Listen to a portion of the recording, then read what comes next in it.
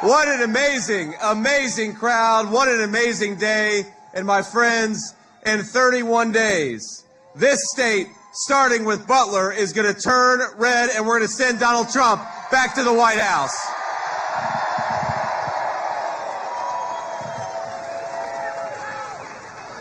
I'm so proud on this historic day to welcome President Trump. I know he's en route right now. He should be here in about, I don't know, a half an hour or so. But it is this community has been so good to me and President Trump. This community is so strong and so resilient. And my friends, we are so proud to stand here in Butler, Pennsylvania, ready to take back the White House, ready to take back this country.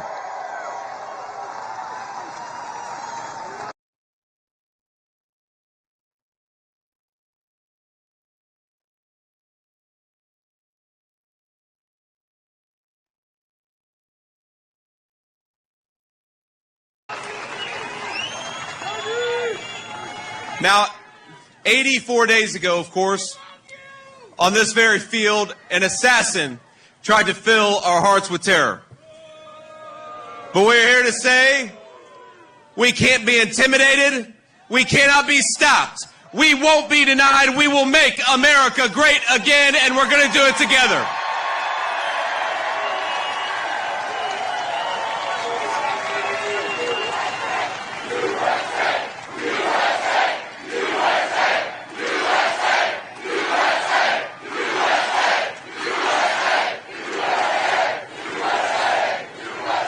Now, my friends, I know you'll join me in saying we're going to remember July 13th, 2024 forever.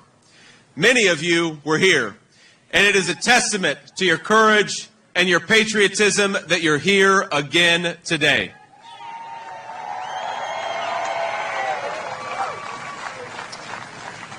Now, you heard the shots. You saw the blood. We all feared the worst. But you knew everything would be okay when President Trump raised his fist high in the air and shouted, "Fight, fight."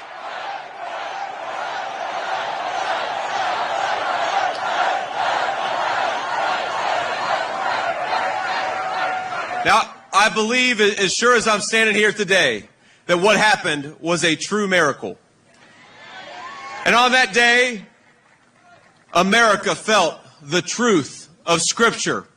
Though I walk through the valley of the shadow of death, I will fear no evil, for you are with me.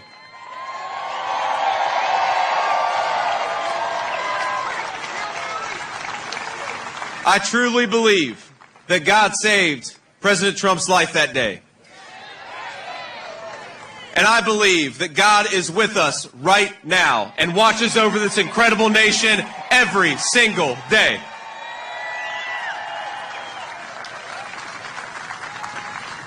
Now, there are so many people here, so many people we're honored to have, it would be impossible to name all of them. I see the great Sean Parnell over here. Sean, you're a hero, man. You were a hero on that day.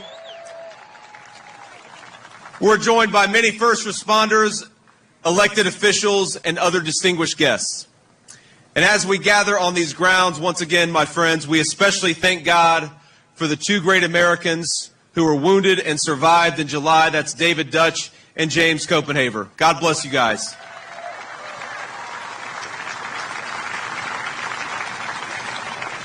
Now, we pray for their full and complete recoveries, and we're honored that David and his family were able to join us today. Let's give a round of applause to David. God bless you, and God bless your family.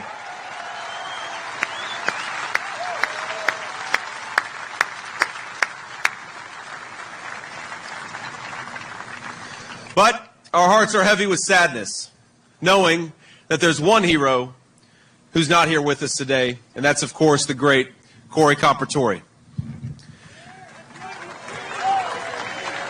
I want to let my fellow YouTubers in on a secret. There's actually a better way for you to be monetizing your content, and the answer to that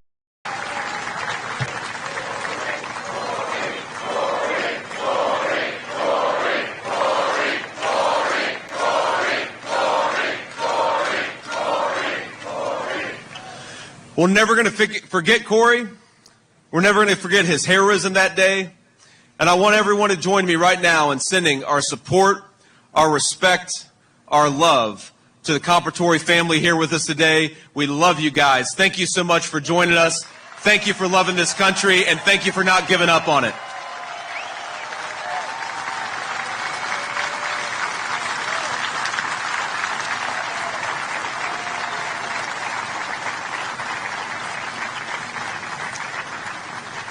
Now, after the heartache of that day, our nation hoped to turn a page.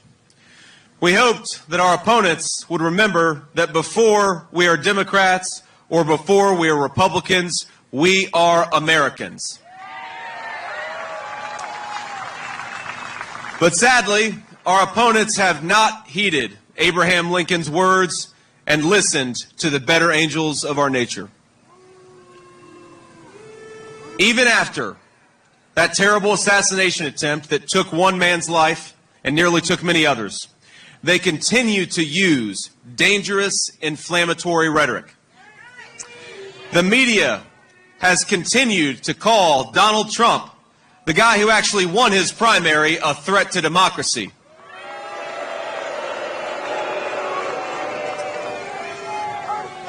A Democrat senator called Donald Trump an existential threat to our democracy. Kamala Harris said that he was attacking, quote, the foundations of our democracy. And I think you all will join me in saying to Kamala Harris, how dare you talk about threats to democracy? Donald Trump took a bullet for democracy. What the hell have you done?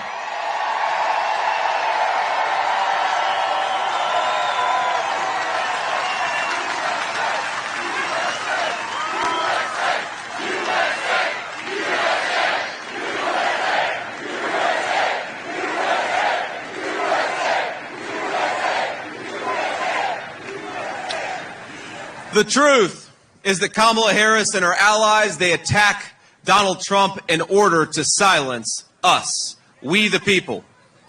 They have declared war explicitly on the First Amendment to the United States Constitution. Kamala Harris proudly says she wants to censor the internet, and Tim Walz said there is no guarantee to free speech. What do we think about that?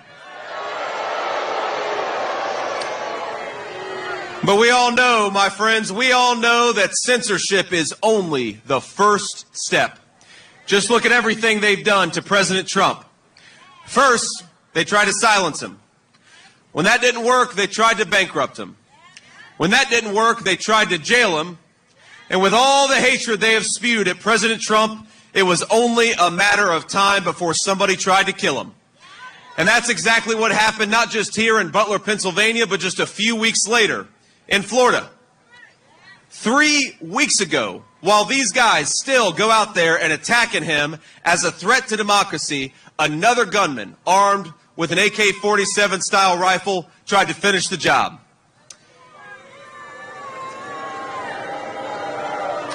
In fact, before the gunman in Florida tried to kill Donald Trump, he wrote, quote, democracy is on the ballot.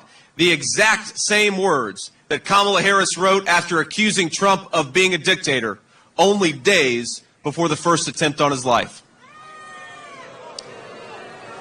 But for all of those watching at home, and for all those who might be undecided in this crowd, though there probably aren't that many undecided voters in this crowd,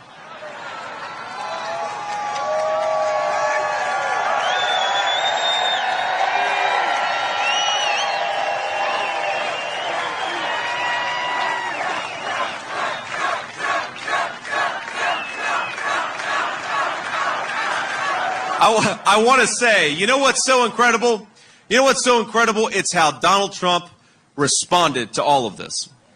Because despite being shot here in Butler, President Trump immediately called for national unity. And I'll never forget, my friends, what he told me after the second assassination attempt. It was probably the first person that he called that Sunday.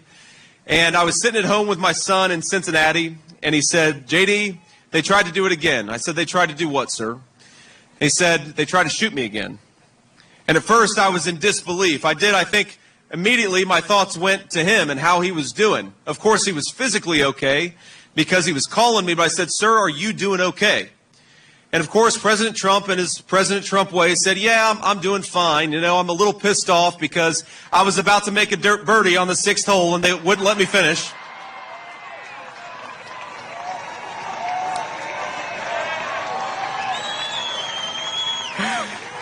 But it made me think. It made me think about the leadership qualities we want in a president of the United States. And so I'd like to ask you, who would you rather have facing down, Vladimir Putin and Xi Jinping?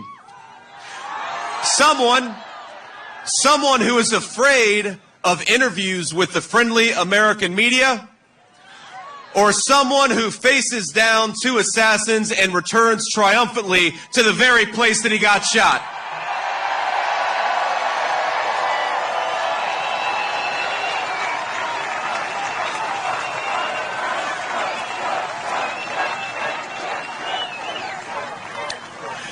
Now, some of you may have seen that I had a little debate with Governor Walz a few days ago.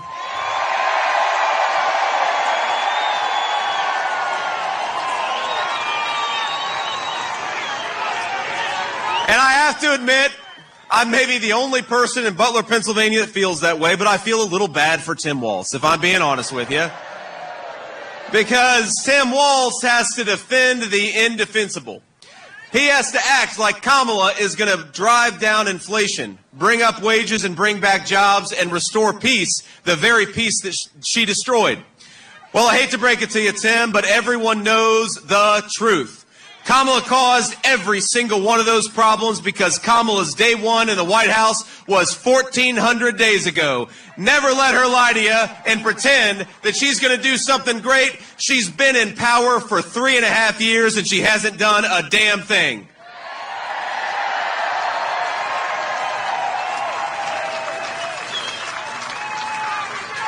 And I hate to say it, but Kamala's record of failure is somehow only getting worse. Just a couple of days ago, I visited an area of our country ravaged by Hurricane Helene. The Appalachian region of Virginia, and we know the Appalachian region of this country has been left behind and ignored by a generation of American leaders. But what started out as a natural disaster is becoming a man-made disaster. When Appalachia was underwater, remember, President Biden was sitting on a beach and Kamala Harris was at a San Francisco fundraiser. That is not leadership. That is a disgrace.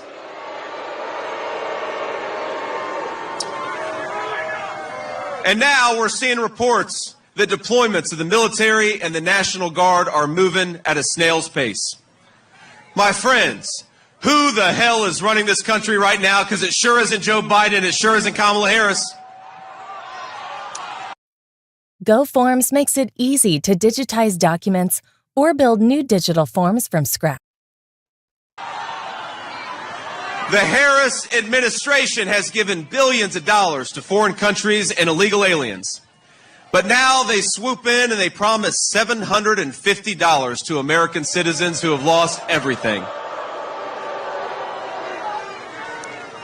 To everybody watching, to everybody at this rally, I want to say, I promise you, when Donald J. Trump is back in the White House, we're going to have a president that puts America first.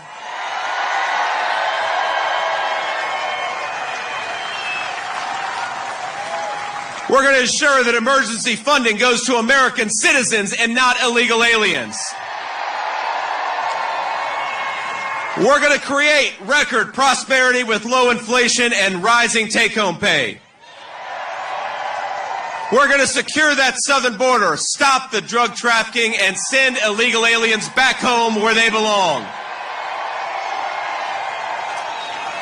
We're going to drive down the cost of housing, drive down the cost of gas, drive down the cost of groceries, and we're going to clean up our streets to make America safe again.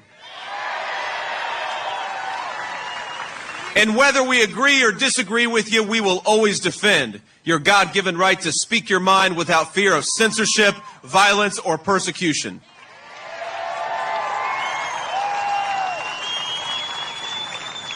But to everybody struggling, I want you to know that though our country has, yes, been through some hard times, over these past few years, I want you to know that help is on the way. We have, think about this, the most generous people, the most abundant natural resources, including some great energy right here in the state of Pennsylvania. We've got the hardest workers. We've got the best values. All we need to restore American greatness is leadership that is fit to serve this country. So more than anything, I'd like all of us to leave this incredible community with a message of hope. Because I honestly believe that what happened right here in Butler is a metaphor for the United States of America. In this land, we may get knocked down, but we get right back up and we keep fighting, because in America, hope is never lost. We may face enemies who seek our demise, our destruction, and even our death. They may try to crush our spirits. They may try to convince us that victory is impossible, but in America, nothing is impossible. And as long as that flag yet waves, and I see it's doing it today, there is no trial we cannot endure, no obstacle we cannot overcome, and no defeat we cannot turn into victory.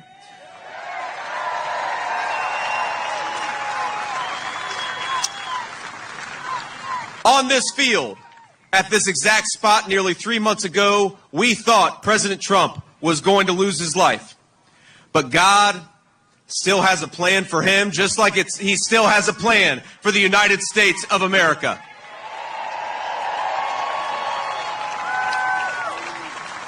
We, this movement, we have so much left to accomplish.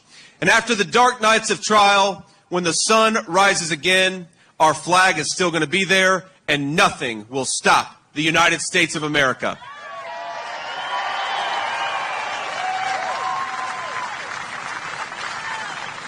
So I want you all, I know he'll be out in just a little bit, but I want you all, when Donald Trump comes out here, to give him a true Butler, Pennsylvania welcome, because with Donald Trump as our leader, we are going to take this country back. We're going to make the American dream affordable again, and it's going to start right here in the great state of Pennsylvania.